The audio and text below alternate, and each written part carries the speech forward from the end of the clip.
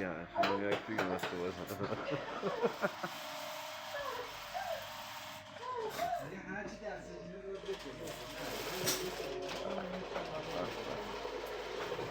عباس چیکار می‌کنی؟ اضافه میزنم.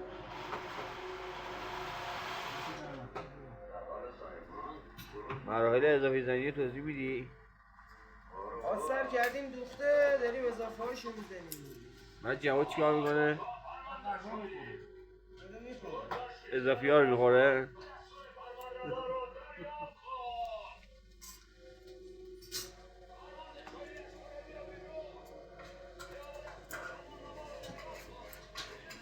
کدا 25 نیستش. میگم کدا 25 نیستش. آره. کدا امروز زود پلنگو بسته.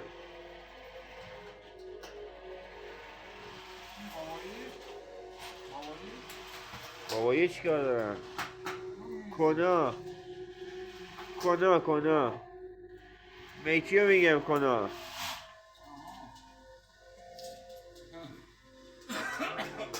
تمام یاد بابایی افتادی یا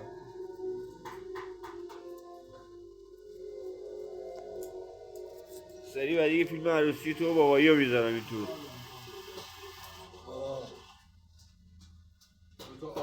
آره ایشالا خدا براتون بسازه یه پولی برسه دستتون که بتونید بهتون چی بدن، بتونید یه خونه بگیرید برید سر خونه زندگیتون. واقعا و ایشالا درست میشه اینه همش. قصه نخور جواد، گریه نکن، گریه نکن.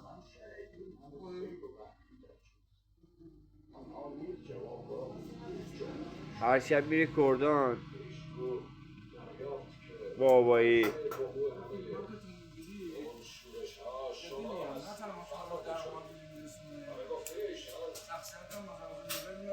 اشکال نداره.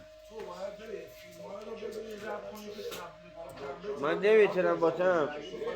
اینستاگرام که میبینم اونایی که فالوور زیاد دارن همشون بی‌شخصیتن. آره به خدا هر چی آدم میگه مثلا دلغک بازی در میاره مثلا زنه واسه کیو میاد بیرون میره مثلا 70,000 تا فالوور داره. آره فقط واقعا کستوکیم پسره دلغک بازی در میاره اینقدر فالوور داره. اونایی که مثلا میان پس نم از شخصیت نزن. کی رفت شخصیت اصلا همینه.